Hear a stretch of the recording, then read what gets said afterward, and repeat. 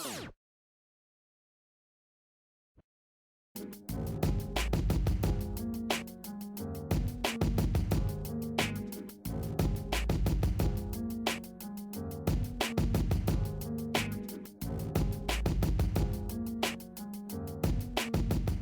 good world. It's your media arts specialist D.Bail. I'm in the building with America's currently funniest man, Jack Thriller. Wow, man, that's 50.com. Man, appreciate that. Yo, man, I was watching some of your flicks today, man. So Disrespectful News. It's just crazy, man.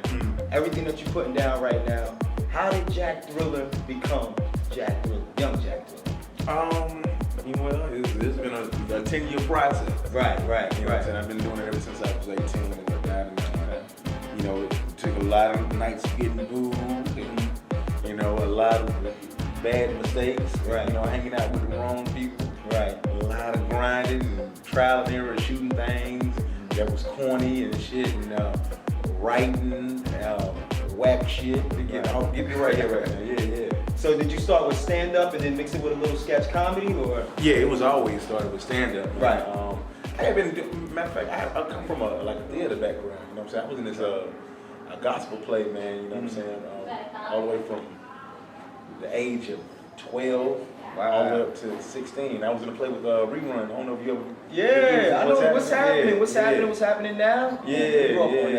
Yeah, so that's how I got into, you know what I'm saying, acting and stuff. And then I didn't know what exactly I wanted to do, but I knew I wanted to be a star. Right. Yeah, so, you know, people used to always tell me, like my teachers and stuff, that I was really funny. Right. People would, you know what I'm saying, kids would pay me to like join other kids and shit, because I was so good at it. Right. You know what I'm saying, I was always blind in my left eye. Right.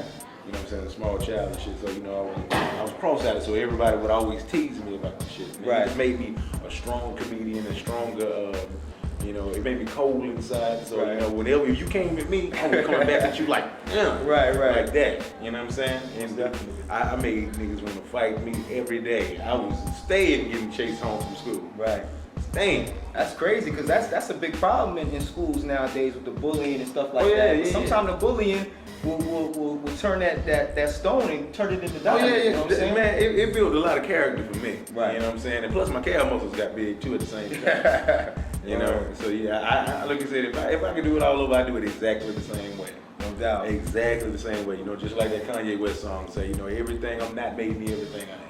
No doubt, and man. I am so happy with what's going on in my life right now. Ah, man. Yeah. That's big, man. So we're live here at G Unit Records, man. How did your journey start here? Okay. With the unit. Well, like I said, I moved up to New York, you know, and listening to something that Chris Rock said in an interview. It's like, yo, if you want to be a serious comedian, you gotta live in one or two places, New York or LA.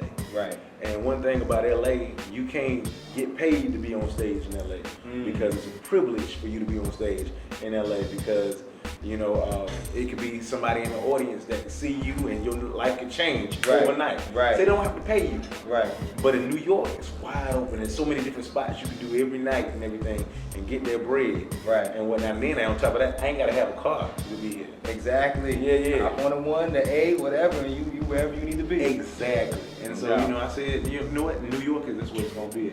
And so I hooked up with these two kids, Chris Alvarez and Ali Allen, and we started shooting these sketches. First one was Michael Vick joint with Remy and shit. It was going back and forth with that, and it was cool. And I shot like maybe 7 more of them things, and I would always send them to This Is 50 and all the other sites. This Is 50 reached out to me in like January. It was like, hey man, you know what I'm saying? You want to do the weekly recap and whatnot? So came up with the concept of So Disrespectful. Right. You know what I'm saying? They threw me on G Unit Radio. You know what I'm saying? They invited me as a G Unit comedian. Right. You know, here we are. Here we are now. Yeah, you know what I'm saying? Hammering things out. Got the This Is 50 comedy tour popped off right now. Oh wow, man. Yeah, you can catch me at Comics on the 20th. You know what I'm saying? Me and, you know, some of my funniest friends and whatnot. And we're coming to a city near you. Okay. You can check me out on Twitter at Jack Thriller and hear some of the livest, craziest, rawest comedy you've ever heard in your life. And if you don't know who I am, Google me. Yeah, man. You know what I'm saying? I was like it's entertainment, but at the same time, you know, a lot of these people that I go with, they take themselves a little bit too seriously.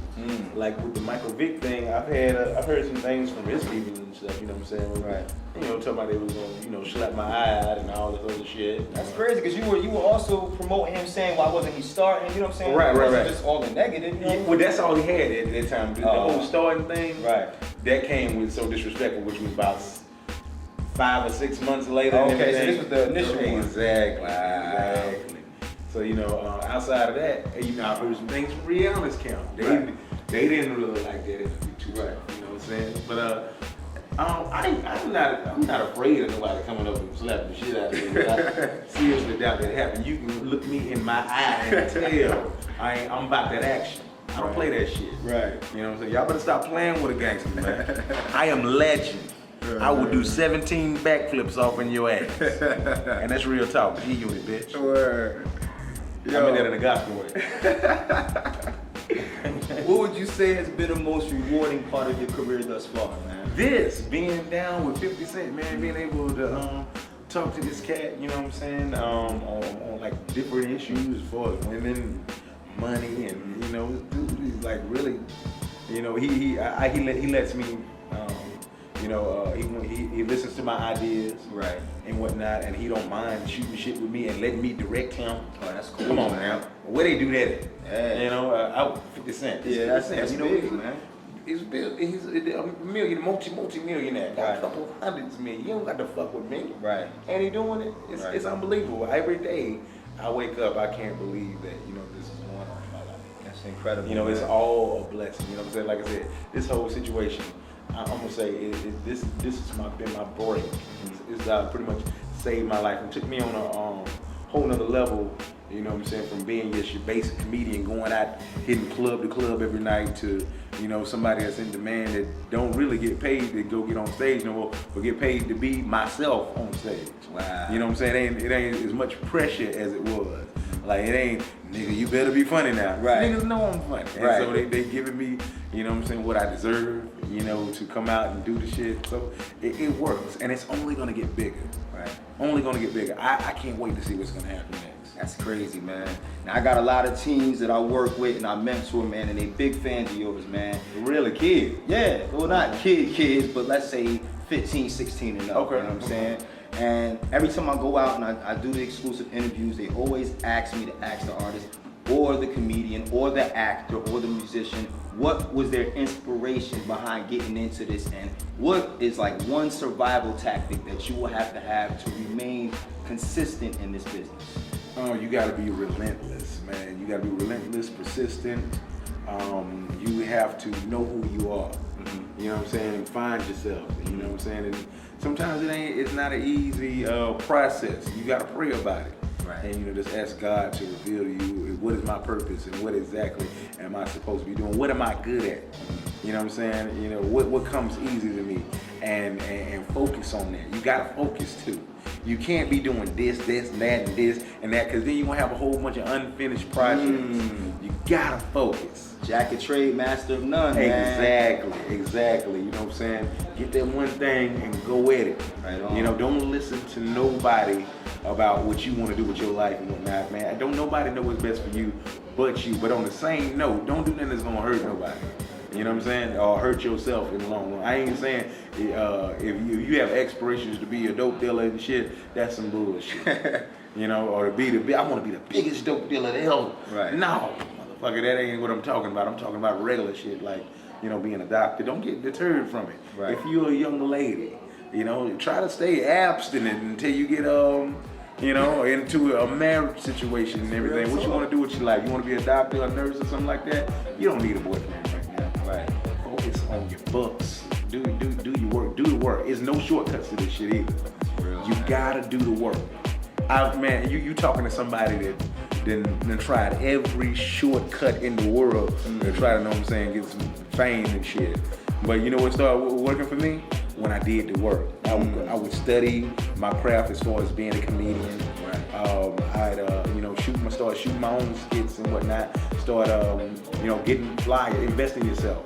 Get flyers made of yourself. You know what I'm saying? Tell people where you're gonna be at. This is if you want to be an entertainer and whatnot. If you you want to be anything else as far as doctors and lawyers, study all that shit. You have to study. You got to know exactly what you're about your craft and what you want to do, and just go hard at it. You got to go hard. Go hard.